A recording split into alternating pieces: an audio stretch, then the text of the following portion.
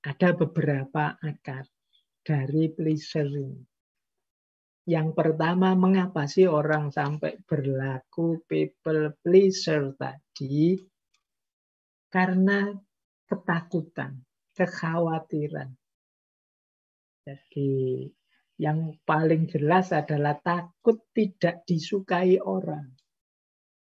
Takut ditolak, tidak disetujui. Takut tidak dicintai. Akhirnya, bahasa saya tadi, dia gadaikan dirinya agar orang tetap menyukai dia, tetap setuju padanya, tetap suka padanya. Nah, orang yang tidak takut, itu kalimatnya seperti yang saya sebut itu. Aku ingin melakukan ini untukmu, tidak peduli apapun yang kamu pikirkan terhadap saya. Aku akan membantumu dengan caraku ini, entah kamu setuju atau tidak, kamu cocok atau tidak, wong ini yang saya mampu. Nah, ini berarti bukan pleaser, tapi people pleaser itu kalau kamu pakai kalimat yang kedua. Jika saya tidak melakukan ini untukmu, jangan-jangan kamu berpikir menganggap aku begini atau begitu. Aku tidak ingin kamu menganggapku begini atau begitu, jadi aku lakukan ini. Nah, aku tidak ingin disebut teman yang tidak setia, maka ya sudahlah aku ikut. Padahal kita tidak ingin ikut. Aku tidak ingin sebagai teman dianggap teman yang ingin menyendiri terus, ya sudah aku gabung. Padahal kita sebenarnya agak enggan untuk gabung, mungkin kita punya kesibukan lain. Nah, ini awalnya pleasure itu karena ketakutan-ketakutan, kekhawatiran-kekhawatiran. Bisa juga takut, khawatir membuat orang marah. Nah, biasanya kemudian kita hati-hati, pelan-pelan untuk menjaga biar orang tidak marah. Ini juga sumbernya pleasure. Nanti boleh dicermati teman-teman, ketakutan itu biasanya jadi sumber kemarahan. Kalau ketakutan itu benar-benar terjadi. Misalnya, kita khawatir kalau nanti teman-teman meninggalkanku. Ternyata meninggalkanku beneran misalnya. Itu kan kita terus marah. Biasanya dari marah terus benci. Makanya ada filosof yang bilang pleasure itu hari Jumat kita kesana lagi. Begitu maksudnya ya. Tidak apa-apa.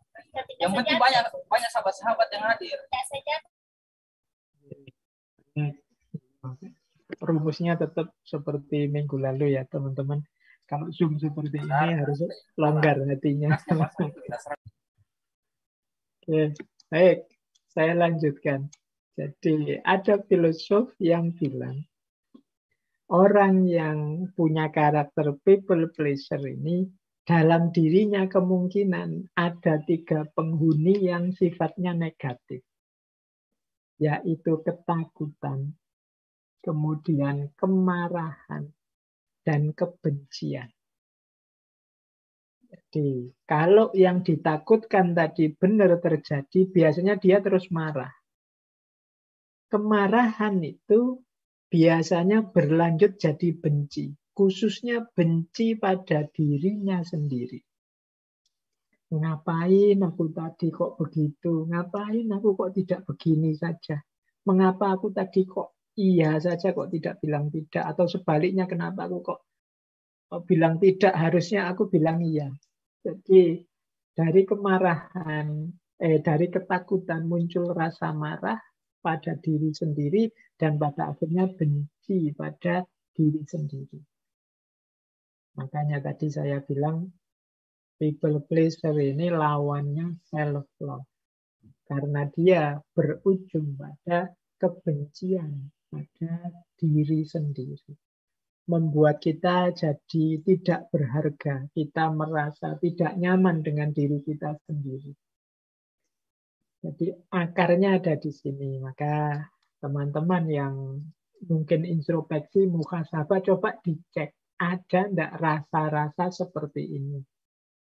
Sebenarnya bukan masalah ketakutannya. Ya memang orang itu punya insting sosial untuk senantiasa bersama orang lain. Tapi manifestasi dari ketakutan ini dalam bentuk pleasure. Itu yang harusnya dihindari.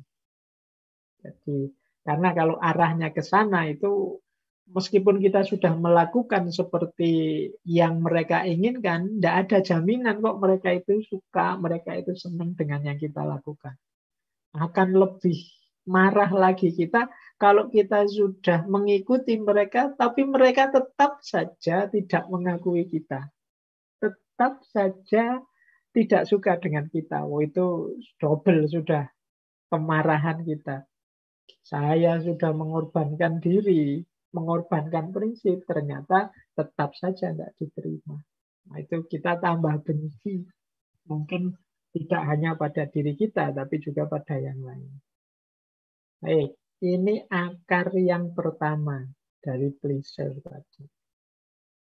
Akar yang kedua, orang itu cenderung berkarakter pleasure karena punya mental rendah diri tadi, inferior. Jadi, tidak percaya diri. Ada beberapa teori, saya bawakan contohnya itu tadi. Teman-teman kalau ingin menguji, saya ini termasuk orang yang merasa percaya diri atau tidak, coba tes. Itu sebelah kanan ada tulisan tes itu. Orang yang tidak pede, yang merasa inferior, itu biasanya sensitif kalau dikritik. Ini menunjukkan dia tidak pede. Ya, boleh dicontoh lah teman-teman, misalnya yang apa ya, punya kelemahan tertentu misalnya, sehingga inferior. Itu kan sensitif sekali kalau dikritik. Jadi, punya ketidakbisaan apa, punya kekurangan apa, dan kita fokus sekali pada kekurangan kita itu sehingga kita merasa rendah diri. Nah, itu biasanya kalau dikritik sensitif, mudah tersinggung. Kemudian hypercritical attitude. Jadi orang inferior itu ada kalanya ketika ngeritik sangat berlebihan. Mengapa begitu? Karena dia ingin menutupi kelemahannya dengan cara membongkar-bongkar kelemahannya orang lain secara agresif. Nah, jadi kadang-kadang ada orang ini pintar sekali mengkritik orang, mencari-cari kesalahan orang. Ini dilakukan dalam rangka agar kelemahan dan kesalahannya sendiri tidak kelihatan. Jadi jangan salah, ada orang agresif sekali mengkritik kiri, mengkritik kanan, kadang-kadang itu malah bukan tanda dia percaya diri, tapi sebenarnya dia inferior. Khawatir kelemahannya terbongkar, khawatir kekurangannya diketahui. Nah, itu hyperkritik. Kemudian inappropriate response to flattery. Nah, kalau dipuji, senengnya luar biasa. Jadi pujian itu bagi dia tanda-tanda bahwa kelemahanku tidak diketahui. Orang ngertinya yang baik-baik saja. Oh, itu kesenangannya double daripada orang yang biasa-biasa saja, yang superior. Ya itu samalah kayak kalau ada mahasiswa nilainya jelek terus. Begitu dapat nilai bagus sekali, itu kan dia senangnya luar biasa. Tapi mahasiswa yang nilainya bagus terus, kemudian dapat nilai bagus lagi, itu kan biasa. Nah, kok ada orang dipuji, sebenarnya pujiannya biasa, tapi gembiranya double-double. Jangan-jangan ada unsur inferior sebenarnya dalam dirinya sebelumnya. Nah, kemudian tendensi toward blaming, suka mencela-cela ke sana kemari. Ini sama kayak tadi saya seperti kritik tadi karena ingin menutupi inferioritasnya. Udah bisa tuh, Mas? Nanti gimana?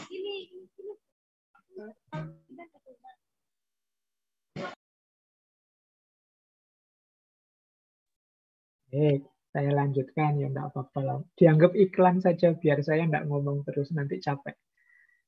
Terus, feeling of persecution. Jadi merasa orang lain itu membuli dirinya terus. Padahal orang tidak ngapa-ngapain, cuma lihat dirinya itu dia sudah salah tingkah, tidak karuan. Ini jangan-jangan mesti sedang mengamatiku nih. Ini jangan-jangan sedang melihatku nih. Ah, itu feeling of persecution. Misalnya kayak Zoom seperti ini, itu kan sebenarnya kita nonton laptop kita, HP kita. Kita tidak nonton siapa-siapa. Meskipun di gambarnya itu kelihatan kita seperti bertatap-tatapan wajah. Tapi kan orang, wah ini jangan-jangan kejelekanku ini ketahuan ini. Jangan-jangan, ini orang yang inferior. Akhirnya cepet-cepet terus videonya dimatiin. Nah itu feeling of persecution. Padahal tidak ada orang peduli dengan dia, tapi dia merasa, wah mesti semua lihat aku nih. Mesti semua ingin mengomentari jelek tentang aku. Kemudian negative feeling about competition. Dia merasa tidak pede kalau harus dibanding-bandingkan, ditanding-tandingkan. Dan tendency toward exclusiveness and timidity. Biasanya cenderung tidak suka berbaur. Jadi ingin menyendiri biar tidak ketahuan aspek-aspek inferioritas dalam dirinya. Nah, teman-teman boleh ya nanti dicek. Saya ini orang inferior atau orang yang percaya diri. Coba uji dengan itu. Kalau yang kiri itu sebabnya. Mengapa sih ada orang itu kok mentalnya inferior? Ini salah satu teori saja ya, kalau di psikologi banyak. Ada kalanya karena constant disapproval. Sejak kecil, mungkin oleh orang tuanya. Constant disapproval itu dia dibantah terus. Oleh orang tuanya, oleh lingkungannya. Kalau dia ingin ini, ingin itu, punya gagasan ini, punya gagasan itu, dimentahkan terus. Mungkin sama lingkungannya, sama orang tuanya, Pak D-nya, tetangganya. Kamu anak kecil ngerti apa? Kamu anak kecil nggak tahu apa-apa. Alah kamu itu baru lulus SMP kemarin saja mikirannya aneh. Terus mendapat disapproval, itu kemungkinan terbangun dalam dirinya, jangan-jangan aku memang tidak tahu apa-apa, tidak ngerti apa-apa, tidak bisa apa-apa. Termasuk constant negative remark. Jadi penilaian negatif yang terus-menerus. Ini akan membangun mental inferior. Maka teman-teman harus agak hati-hati ya. Kalau bisa menilai adik-adik kita, anak-anak kita dengan penilaian yang tidak menegaskan disapproval atau negative remarks. Jadi mungkin dia tidak excellent, tapi cara kita menjelaskan padanya bahwa dia sebenarnya sudah cukup bagus, tinggal ditingkatkan lagi. Tidak harus kemudian kamu itu jelek, kamu itu tidak pinter, kamu itu tidak bisa. Wah nilaimu kok jatuh, kok kalah sama temenmu, dan lain sebagainya. Ini membuat seseorang nanti jatuh pada inferioritas. Kemudian defects in body. Kalau ini mungkin manusiawi. Kalau ada kekurangan-kekurangan fisik. Tidak harus disabilitas. Ya mungkin di antara kita yang misalnya punya ideal rambut bagus itu yang lurus, ternyata rambut saya kok melungker-melungker keriting ya. Itu kan kita selalu gara-gara itu terus tiap hari keluar mikir rambut terus. Begitu di luar jangan-jangan orang lihat rambutku nih, jangan-jangan. Atau kayak saya hidungnya pesek seperti ini, begitu keluar, wah ini mesti orang ngamati hidung saya ini, hidungnya pesek, enggak kayak orang bule, enggak kayak ini defect in body. Kalau jadi fokus kita terus-menerus akan melahirkan inferioritas.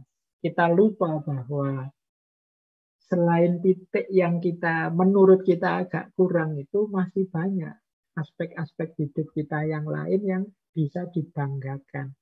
Hanya saja kita fokusnya ke situ.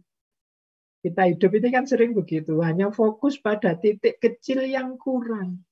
Lupa bahwa ada ribuan titik dalam hidup kita yang lebih. Kayak kita dikaruniai kesehatan seperti ini, kadang-kadang mungkin karena satu jerawat muncul di sini. Itu sehari-hari kita kalau berkaca mikir jerawat ini kapan hilang, jerawat ini kapan hilang. Jadi terus lupa bersyukur. defect in body. Kemudian constant criticism, kritik yang terus-menerus dari berbagai pihak itu akan menjatuhkan. Feeling comparison, selalu dibanding-bandingkan. Nah, ini membuat orang tidak percaya diri. Lihat temanmu itu lulus cum laude cepat. Semester 7 saja sudah lulus. Kamu sudah semester 13 masih belum apa-apa misalnya. Dibanding-bandingkan terus. Nah, ini membuat orang tidak pede, inferior. Terus, ya tentu saja status ekonomi, sosial, kultural, agama yang bagi masyarakat dipandang rendah. Nah, ini juga menumbuhkan inferioritas. Secara ekonomi mungkin kita miskin, secara sosiokultural mungkin kita ini orang awam, orang biasa, bukan bangsawan, bukan elit. Secara agama mungkin kita ya awam saja, bukan ulama, bukan ahli. Nah, ini cenderung kita kemudian dalam hal-hal ini merasa inferior. Nah, inferioritas inilah, rasa rendah inilah yang sering kemudian kalau tidak hati-hati membuat kita geser ke perilaku people pleaser tadi. Jadi ingin terus menyenangkan orang biar inferioritas kita tertutupi. Sebagai jalan keluar dari rasa rendah diri tadi, Recording in akhirnya kita progress. fokus untuk menyenangkan orang saja. Kita lupa menyenangkan diri kita sendiri. Jadi inilah akarnya. Baik, kita lanjutkan. Nah, ada lagi yang bisa memicu mental people pleaser tadi, sistem sosial. Nah, sistem sosial yang tidak adil kadang-kadang membuat kita inferior tadi. Yang mau tidak mau harus peduli pada orang lain demi kepentingan kita. Persis seperti kelompok pleaser tadi. Misalnya struktur zaman dulu ada namanya feodalisme. Itu struktur yang ada kelompok awam, kelompok bangsawan, sumber daya politik, sosial, budaya ya di kelompok elit ini. Sehingga orang biasa mau tidak mau harus mengabdi pada kelompok yang elit ini. Mau tidak mau dia harus menggembirakan terus orang-orang elit ini kalau tidak ingin hidupnya susah. Sama dengan struktur yang patron klien. Patron klien itu ya ketergantungan seorang klien pada patronnya.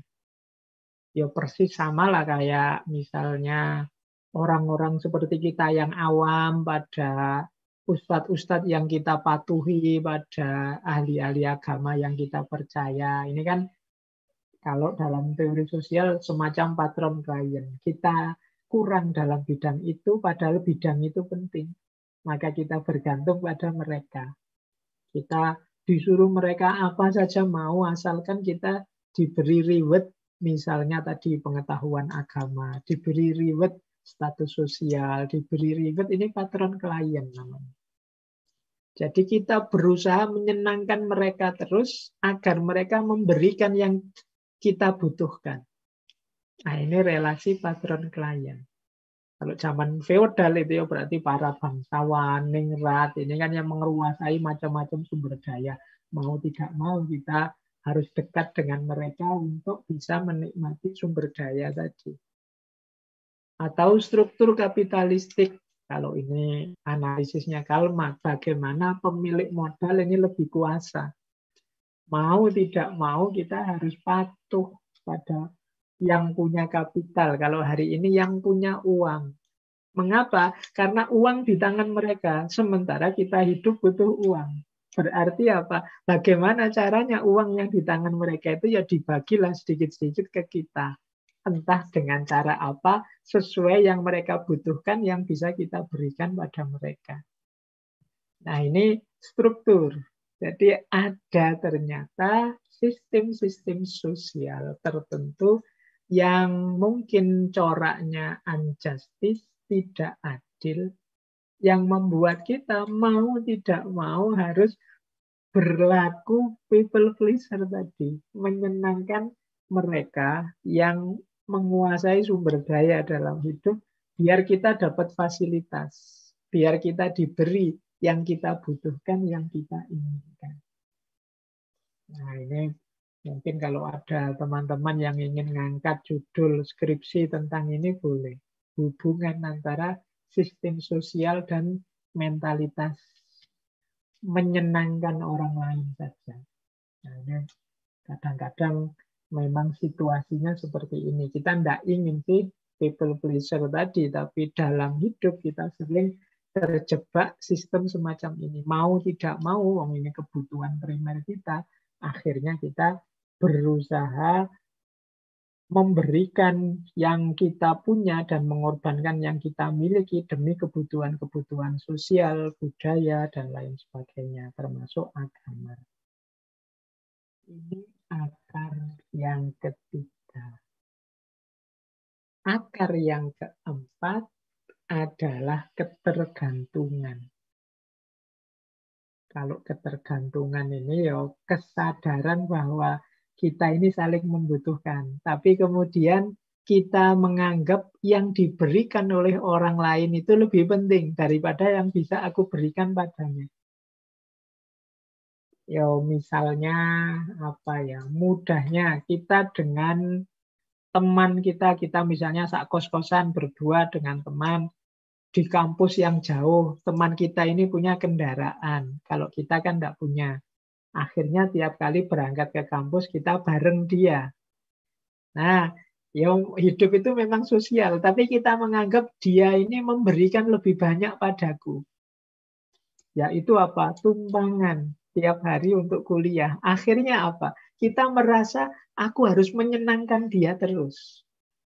Jangan sampai dia tersinggung, jangan sampai dia kecewa padaku, jangan sampai dia marah padaku. Karena dia sudah memberikan hal yang penting padaku. Nah ini kalau bahasa mudahnya ini ketergantungan. Jadi kalau tidak ada dia, wah kuliahku telat terus, ini mesti bahaya, ini aku tidak lulus-lulus kalau telat terus bisa. Nah ini namanya ketergantungan. Kita tidak bisa tanpa dia. Kalau dia tanpa aku mungkin mudah saja. Tapi aku tanpa dia berat. Nah ini yang dia berikan kita anggap lebih penting. Akhirnya apa? Wah kita tidak berani bantah teman kita ini. Kita tidak berani untuk menyinggung perasaannya. Kita merasa wajib menyenangkan dia terus. Kita tidak bisa berpisah dari dia. Kita tidak bisa jauh dari dia. Bahkan mungkin banyak hal yang siap kita korbankan untuk dia. Nah ini namanya ketergantungan.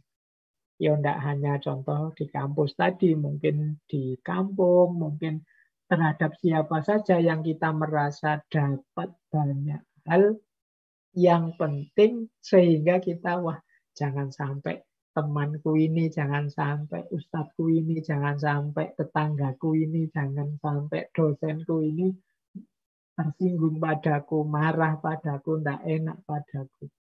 Aku harus mengembirakan dia terus. Meskipun mungkin harus mengorbankan hal-hal yang menurutku nyaman. Mengorbankan hal-hal yang menurutku enak buatku. Nah, ini namanya ketergantungan. Jadi akar-akar dari bagaimana kita kemudian jadi seorang people pleaser itu ada kalanya ya ketergantungan, sistem sosial, inferioritas, dan ketakutan. Mari kita cermati ini. Mungkin dengan memahami ini kita bisa keluar dari jeratan people pleaser ini.